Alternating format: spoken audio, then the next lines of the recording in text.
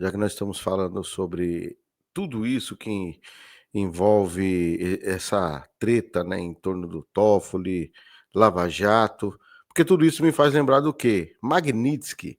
Então eu tenho que vir aqui ao vídeo que foi lançado aí também pelo Deltan Dallagnol e eu achei muito interessante. Olha só. Senta que eu vou te contar agora o novo plano de Lula para salvar o ditador da Venezuela, Nicolás Maduro, que envolve Donald Trump, Joesley Batista e que envolve a queda do tarifaço do Brasil e até das sanções contra os ministros do Supremo. Apesar dessa notícia ruim, uma boa tarde de domingo para você, para sua família, para vocês que, como eu, querem ver o Maduro atrás das grades e não numa praia do Rio de Janeiro. E vamos direto ao ponto, mas vai me contando aí nos comentários como que tá indo o seu domingo, o que você tá fazendo, e eu conto sobre o meu domingo lá no final. Agora, vamos falar sobre Lula e Maduro em 3 pontos. Primeiro, o que foi que Lula e o Trump falaram em um telefonema que eles tiveram recentemente, hein? Ai, ai, ai. Qual foi a solução que eles pensaram para o caso Maduro? Segundo, o que Lula ganha com a proposta que o Trump fez para ele? E terceiro, será que o Maduro ele vai aceitar o que foi combinado entre os dois presidentes? E fica comigo até o fim, que eu vou te explicar por que o plano não vai dar certo. Ufa, hein, Deltan? Calma, calma, para você tirar suas próprias conclusões. Vamos lá, então, direto para o nosso primeiro ponto. Lula e Trump se falaram novamente por telefone, mas dessa vez o assunto foi um só, gente. O futuro do Nicolás Maduro. Ao que tudo indica, Trump e Lula chegaram à conclusão de que o ditador da Venezuela ele poderia receber asilo no Brasil. Ha! Isso mesmo, gente. E depois de ter recebido a ex-primeira-dama do Peru, condenada por corrupção, que foi buscada com o avião oficial do governo brasileiro, agora Lula pode salvar o Maduro simplesmente trazendo esse ditador, violador de direitos humanos para o Brasil. Hã? Eu tô passado com essa ideia. O que a gente é agora, hein? A gente agora é o paraíso dos criminosos do mundo? Veja bem, olhando para o Congresso Nacional que a gente tem, talvez seja mesmo, né? Mas vamos ver o que disse aqui a matéria da Veja sobre a conversa entre Trump e Lula. Olha aqui, ó. Surgiu então a hipótese de Nicolás Maduro, sucessor do Hugo Chávez, ganhar uma passagem segura para o Brasil com a sua família e entorno político mais próximo. Você concorda aí com essa ideia de trazer o ditador para o Brasil? Se você fica tão indignado quanto eu, já senta o seu dedo no like, se inscreve no canal, ativa o sininho para a voz da nossa indignação chegar mais longe e vai me contando aí nos comentários o que você está achando disso. Tá, mas tirando a conivência com ditadores, o alinhamento comunista, as violações de direitos humanos, qual é o interesse de Lula em colocar esse ditador aí no Brasil, hein? O que Lula ganha com isso? Veja que inacreditável o que o Trump propôs nesse telefonema. Olha aqui comigo, ó. O presidente americano, ele disse que os Estados Unidos vão retirar parte do tarifaço que ainda falta ser retirado e até vai tirar a Magnitsky do Moraes caso Lula consiga fazer o Maduro renunciar e ir para o Brasil. Para mim, gente, isso é inacreditável. Eu fui checar a fonte dessa matéria da Veja, que são diplomatas brasileiros. E eu fiquei pensando, por que eles mentiriam, hein? Embora seja de pesar o estômago, eu vejo como bem possível, bem plausível esse pragmatismo assim do Trump. Afinal, tirar o Maduro do poder é um alvo prioritário do governo americano. Certo, sabendo agora desse plano, será que esse plano entrou em ação? Será que isso foi para frente? Bem, a gente tem um indício concreto de que sim, isso pode ter sido iniciado, porque o Joesley Batista foi para a Venezuela pedir para o Maduro renunciar. E ao que tudo indica, ele fez isso a pedido do Lula. Então, será que o plano já está em andamento? E notem isso aqui, ó. Quem foi para a Venezuela não foi o Mauro Vieira, nosso embaixador, não foi um diplomata, não foi o Lula, foi um empresário envolvido até o pescoço em escândalos de corrupção. E não o nosso ministro das Relações Exteriores, Mauro Vieira, como eu disse. Gente, esse empresário, ele jamais poderia representar o Brasil, quer por uma questão legal, que ele não tem essa representação, esse poder, quer por uma questão moral, pelo envolvimento dele passado em corrupção. Mas dito isso tudo, será que o Maduro ele aceitaria a ideia de passar um tempo como asilado aqui no Brasil? Será que ele aceitaria o convite? Bom, aliados do Lula já disseram nos bastidores que essa hipótese é improvável, porque o Maduro ele não quer se arriscar em uma sociedade polarizada como a brasileira e correr o risco de Lula perder a eleição no ano que vem para a direita e ele ficar com uma mão na frente e a outra atrás. E agora vem a análise que só você vê aqui no nosso canal. Esse plano do Lula daria certo? Teria como dar certo? Maduro conseguiria ficar zelado aqui no bem bom, curtindo uma praia no Rio de Janeiro, indo para a Liberdade em São Paulo, visitando, quem sabe, as dunas do Maranhão? Ó, a resposta é simples, não. Para quem não lembra, o Maduro é acusado de crimes contra a humanidade no Tribunal Penal Internacional. E ele provavelmente vai ser condenado. Então, daí vai ser expedido um mandado de prisão contra ele e o Brasil tem que cumprir. Porque o Brasil se submeteu à jurisdição do TPI, esse tribunal. O Brasil assinou o Estatuto de Roma. Apesar de o Lula, a gente nem sabe disso, né? Porque o Lula já disse que nem lembrava da existência, nem sabia da existência desse tribunal. É mole ou não é? Mas e você, hein? O que você acha? Maduro vai tirar férias do Brasil? Quem sabe vai passar por aqui um tempo para depois ir, talvez, se exilar num lugar como Teherã, no Irã? Me diz aí sua opinião nos comentários e me conta como que está sendo o seu domingo. Olha, hoje eu fui para a igreja com a minha família, nós almoçamos com amigos, nessa tarde tem mentoria com as crianças, como a gente faz todo domingo. Eu vou trabalhar um pouco e, se tudo der certo, ainda faço exercício. Quem sabe descanso também. E o seu domingo aí? Conta para mim. Bom, agora tem essa continuação que ele fala um pouco sobre Flávio Bolsonaro. Nós vamos trazer aqui 2 vídeos sobre Flávio Bolsonaro, sobre a questão da anistia e o que ele está disposto e o que ele está fazendo, pelo menos o que foi comunicado. Bolsonaro dá seu primeiro passo como candidato pedindo anistia. Será que a escolha do Flávio pelo Bolsonaro é parte de uma grande estratégia, de uma jogada de mestre, que tem a ver com as eleições, sim, mas para aprovar a anistia do Bolsonaro e dos injustiçados do 8 de janeiro? Agora vai a anistia? Bom dia, bom dia. Deixa eu falar uma coisa aqui, tem um pessoal de esquerda que vem aqui comentar, é perca de tempo, viu? Porque comunista aqui não é bem-vindo. Não é bem-vindo. Não perca seu tempo comentando, tá bom? Vai ser bloqueado e deletado. Bom dia para você, especialmente você que ainda não recebeu um bom dia nesse domingo. Que todos vocês realmente tenham um bom dia. Eu oro para que vocês possam ter um dia gostoso com Deus e com as pessoas que vocês amam. Vai me contando aí nos comentários o que você vai fazer hoje. Que mais tarde, no meu segundo vídeo, confere lá depois, eu vou contar para você o que eu vou fazer nesse domingo e vamos direto ao assunto, que esse assunto está fervendo. Flávio Bolsonaro é o escolhido do ex-presidente Bolsonaro para ser o candidato à presidência da República no ano que vem. E ele começou seu papel como candidato tentando simplesmente aprovar a anistia. E nesse ano, faltam 2 semanas. Mas será que o plano da família Bolsonaro vai dar certo? A gente vai ver isso em 3 pontos agora. Primeiro, vamos ver o que o Flávio Bolsonaro disse com todas as letras, que quer aprovar a anistia e agora. Segundo, eu vou contar para você qual é a grande pedra no meio desse caminho que surgiu nesse momento. O que está impedindo, hein? E dá para tirar essa pedra? Terceiro, nós vamos ver como que o Bolsonaro pode estar montando aí uma estratégia, um plano de mestre para vencer as resistências do Congresso contra a anistia, para tirar a pedra do meio do caminho.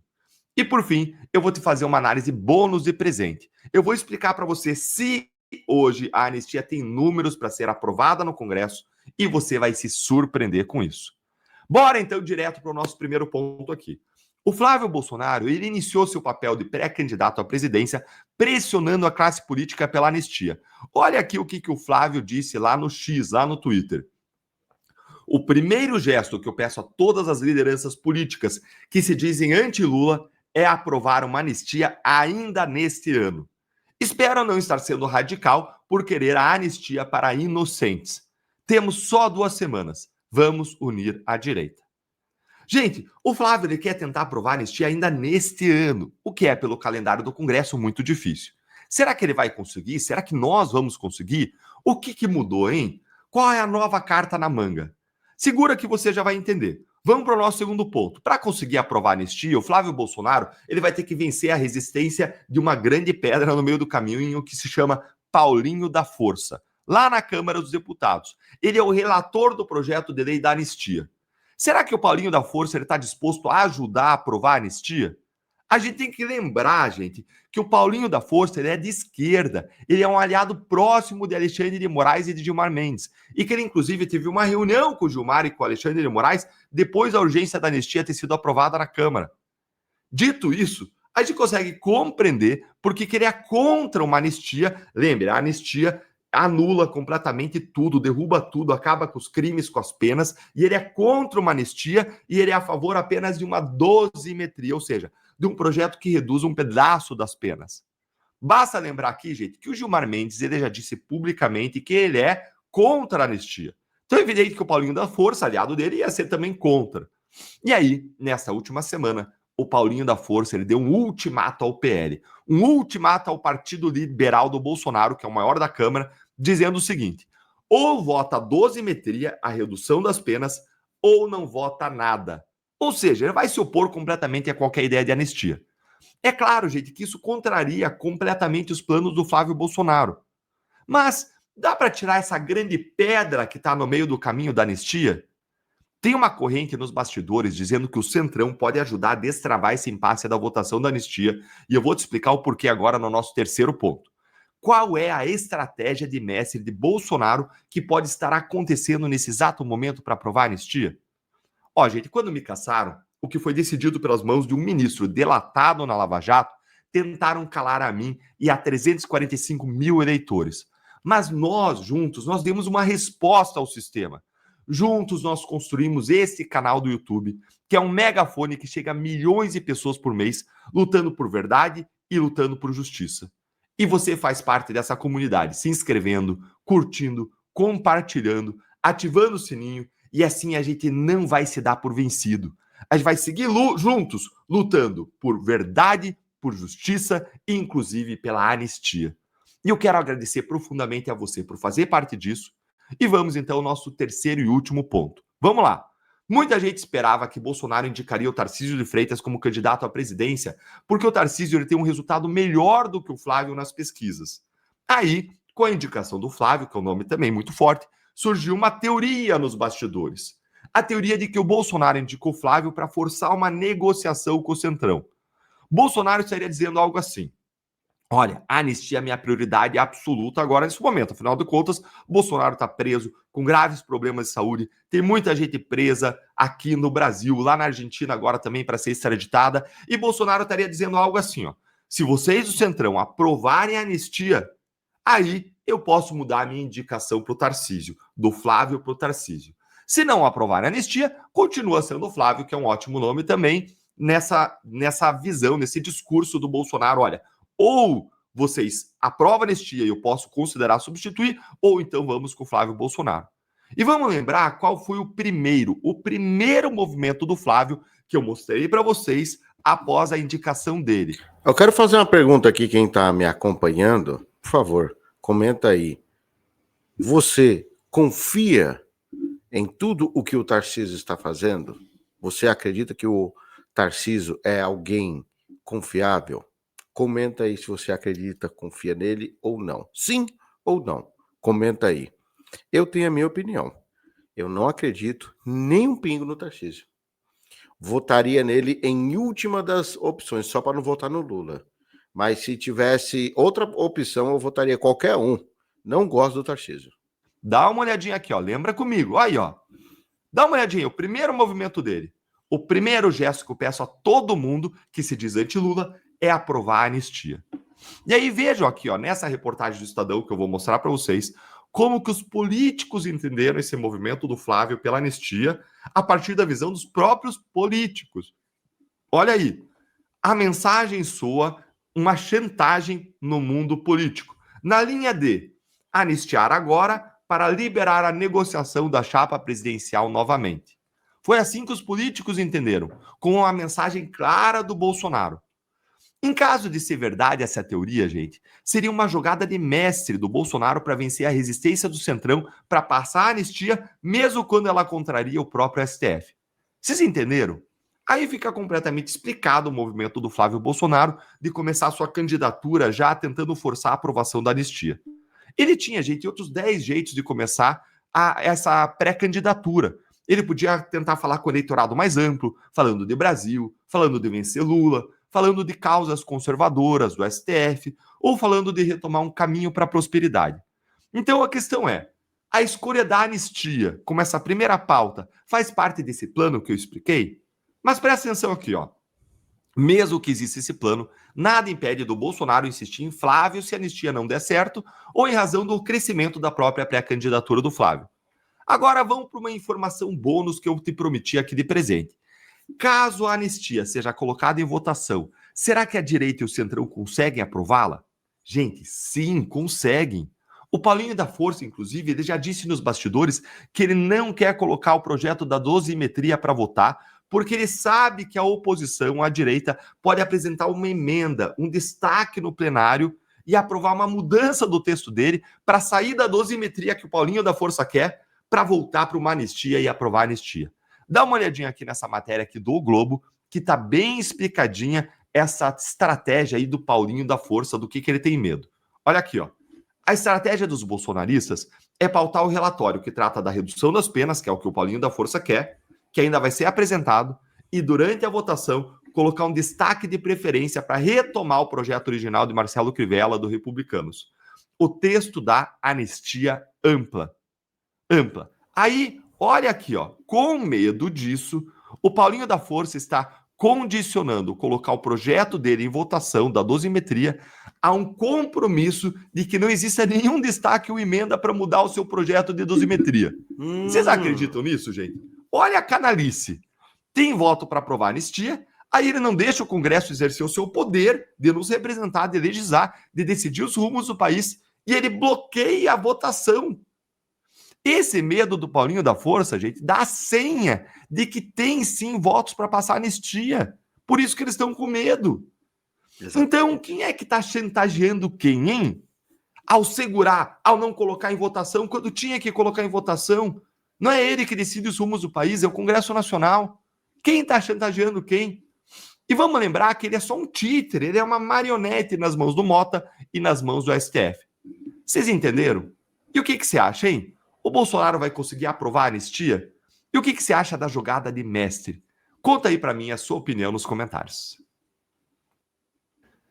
Flávio Bolsonaro da... Opa, agora sim. E aí nós vamos para a última parte aqui, com a fala do próprio Flávio, que foi postado lá no Cristão Também Pensa. E muitos pediram para que eu colocasse. Flávio Bolsonaro, que foi indicado por Bolsonaro para disputar a presidência do Brasil em 2026, fala à imprensa sobre reação do mercado financeiro e sobre o governador Tarcísio, que para muitos deveria ser o indicado por Bolsonaro para disputar as eleições. Sabia que Deus já ia agir, mas não tão rápido de converter a imprensa. Então, bem-vindos todos aí, estou à disposição para que vocês quiserem perguntar e saber. Começou a ter o pré-campanha? Não, começou a pré-campanha na igreja, né? A gente toma essa decisão no momento em que o presidente Bolsonaro se sentiu mais confortável de me pedir que anunciasse. A decisão dele não foi só na terça-feira, a gente já vinha conversando há bastante tempo, ele já tinha me falado algumas vezes perguntando se eu toparia colocar o meu nome para disputar, quem sabe das dificuldades. Eu sempre disse para ele que estava na mão de Deus e ele sentiu por bem que eu fizesse após a reunião com ele, após conversar com algumas pessoas, e assim foi feito na semana passada. E agora é trazer as pessoas certas para o nosso lado, começar a colocar no papel aquilo que a gente pretende de caminho para o Brasil, porque é disso que se trata essa eleição agora. As pessoas, vocês inclusive, que também são eleitores, não vão votar só numa pessoa. Vocês não vão escolher uma pessoa para ser o presidente do Brasil. Vocês vão escolher um caminho, que é o caminho que o Brasil vai seguir nos próximos 4 anos. Eu acho que a grande maioria está de acordo que não dá para continuar nesse rumo de tragédia anunciada com o atual governo. Como o senhor avalia a resposta do mercado ao anúncio da sua pré-candidatura? Olha, eu avalio como natural, eu avalio que, assim como o mercado, eu também tenho a convicção de que mais 4 anos o Brasil não aguenta. Só que eles fazem uma análise precipitada, no meu ponto de vista, porque a partir do momento que eu tenho a possibilidade, com essa exposição e a cobertura que vocês da imprensa vão me dar, de conhecer um Bolsonaro diferente, um Bolsonaro muito mais centrado, um Bolsonaro que conhece a política, que conhece Brasília, e um Bolsonaro que realmente vai querer fazer uma pacificação nesse país, diferente do que a gente está vendo com o atual governo, que disse que viria para pacificar o país, disse que viria para governar para todos. Na verdade, o que a gente está vendo é o uso da máquina pública para perseguir opositores políticos, para alimentar cada vez mais a discórdia E quem está sofrendo com isso é o povo na ponta da linha, que não vê uma perspectiva de melhorar a sua vida, que está vendo as suas liberdades ameaçadas, um povo que está triste, de cabeça baixa, que não acredita mais na classe política, que não acredita mais no judiciário. E é isso que a gente tem que resgatar. Olha, o Tarcísio é um cara fora de série. Após a conversa na terça-feira com meu pai, a primeira pessoa que eu quis conversar foi o Tarcísio, e a reação dele foi a reação que eu também teria se fosse o contrário, se fosse o Tarcísio indicado pelo presidente Bolsonaro para disputar as eleições, já que nós não estamos, no momento, com a possibilidade do Jair Bolsonaro ser o nosso candidato a presidente. Então, seria exatamente o contrário. Então, foi muito boa a reação. Um cara que se mostrou de peito aberto, mais uma conversa muito franca e sincera, como eu tive todas as vezes com ele. E, para mim, o Tarcísio é o principal cara do nosso time hoje. Porque eu tenho a convicção de que a gente vai resgatar o Brasil, a gente vai ganhar a eleição, começando por São Paulo, com uma diferença maior de votos em relação à esquerda do que nós tivemos em 2022. Então, não tem fragmentação da direita. Tem pessoas se unindo, independentemente de vaidade, de quem é a pessoa que vai estar na cabeça de uma chapa, pessoas que têm a convicção de que o Brasil não pode escolher de novo o caminho errado, como fizeram em 2022. Vamos escolher o caminho certo em 2026, que é o caminho da prosperidade, que é o que a gente vai buscar incansavelmente, com seriedade, com responsabilidade fiscal, e dando segurança e abraçando, cuidando das pessoas que hoje estão aí necessitando do poder público, então precisam de um político para ter o que comer, por exemplo, recebendo um Bolsa Família.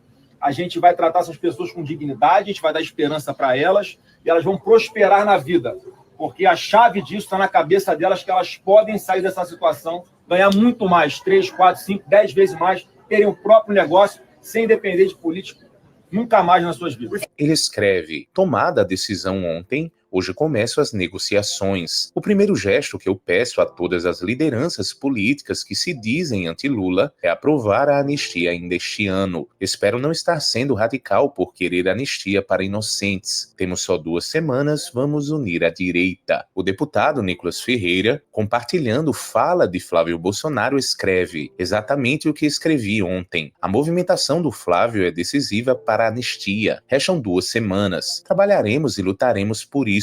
Eleições é o segundo passo. Deu para entender? Flávio Bolsonaro diz que há uma possibilidade de não ir até o fim com a sua candidatura a presidente, mas que existe um preço para isso. Senador, muita gente tem dito que o senhor não vai até o fim. O senhor vai até o fim com a candidatura? Olha, tem uma possibilidade de eu não ir até o fim. Eu tenho um preço para isso. Eu vou negociar. Eu tenho um preço para não ir até o fim. Só que eu só vou falar para vocês amanhã. O pastor e deputado Antônio de Paula pede que Flávio Bolsonaro recue e diz que ele tem as mãos sujas para lutar contra Lula. Cara, onde estava a nossa força em 2018? Nós tínhamos um candidato limpo, um candidato sem nenhum traço de corrupção. Judas Iscariotes, traidor.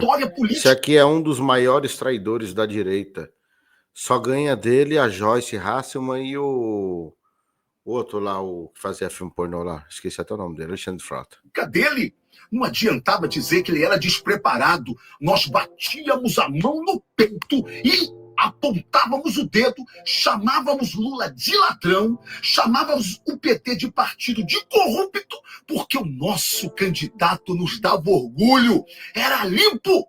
Só que agora Bolsonaro nos oferece Flávio Bolsonaro, seu filho, completamente diferente. E aqui não tenho nada pessoal contra o Flávio. Flávio, mas uma coisa você tem que admitir. Lembra lá atrás, quando estourou as rachadinhas no Rio de Janeiro, lá na Lerge, o que eu te disse? Flávio, tem que dar um passo para trás. Se for necessário, recue, mano. Por quê? Porque esse processo vai desgastar seu pai. Não deu outra, Flávio. Flávio, o seu processo das rachadinhas só não gerou a sua cassação, porque seu pai teve que negociar por amor a você com o Supremo Tribunal Federal. Seu pai teve que arregar. Aquele Bolsonaro forte, destemido, que encarava todo mundo, agora teve que recuar para poupar o filho dele. Cara, Gilmar Mendes sentou em cima do seu processo e não deixou ninguém te investigar mais. Flávio, foi por isso que você foi obrigado a esvaziar a CPI da Lava Toga. Hoje nós estaríamos vivendo um outro momento do nosso país, mas o país todo, Flávio, ficou refém por sua causa. Flávio, a hora que o Gilmar Mendes quiser levantar desse processo, ele vai levantar. Outra coisa, mano, você sabe o que aconteceu lá no Rio de Janeiro? Durante o governo do seu pai, quem comandou os hospitais do Rio de Janeiro politicamente foi você. Você é que indicou todo mundo. Flávio, foi um mar de corrupção, Flávio. Todo mundo sabe a roubalheira que foi no Rio de Janeiro. Flávio, o PT está com tudo isso na mão. A hora que ele quiser, ele vai expor, ele vai denunciar. Como que nós da direita... E eu não entendo por que não já faz isso agora, então. Poderemos encarar uma eleição com o Supremo Tribunal Federal fazendo de você refém e o PT, a hora que quiser, poderá denunciar corrupções lá nos hospitais federais do Rio de Janeiro. Não... Então faça isso agora. Faça logo. Simples assim. Faça logo. Se tem rachadinha, que já derrube agora de vez. Dá para isso acontecer? Então, por favor, mano, tenha humildade de recuar. Este Golias chamado Lula, esse gigante chamado esquerda, você não vai conseguir vencer com as mãos sujas, cara. Só um cara limpo igual seu pai poderia vencer, que não é o seu caso. Então, não adianta tentarem me calar, não adianta tentar colocar um esparadrapo na minha boca, não adianta me ameaçar nas redes sociais, não adianta entrar dizendo que eu jamais vou ser reeleito. Eu tô me lixando para isso. E sabe por quê? Porque eu tenho a minha consciência tranquila. Eu não devo nada a Bolsonaro, respeito. Não devo nada a Lula, não devo nada a governo nenhum. Nunca tive nada de governo nenhum. Sabe por quê? Para eu ter transparência e coragem e liberdade para fazer um mandato independente. Porque eu tenho um partido e o partido é o Brasil. A vereadora Jessicão comenta: deputado, a questão é simples. Lula, condenado em 3 instâncias, pode ser presidente do Brasil. Já o Flávio, que nunca foi condenado, não poderia disputar. Sobre as chamadas rachadinhas, vale lembrar que André Siciliano, do PT, aparecia em primeiro lugar na lista do COAF. E ninguém falou nada, porque apenas o Flávio merece uma condenação que nem a justiça lhe deu. Porque a população precisa condenar alguém que o próprio juiz não condenou. E a galera do Cristão também pensa, olha a nossa... Pronto. Matou. Jessicão matou aí no peito e fez o gol de placa. Bom, não se esqueçam, grupo do WhatsApp e Telegram para não perder nenhuma notificação do que eu posto neste e nos demais canais. O vídeo acabou. Agora, espero você no próximo vídeo. Foi.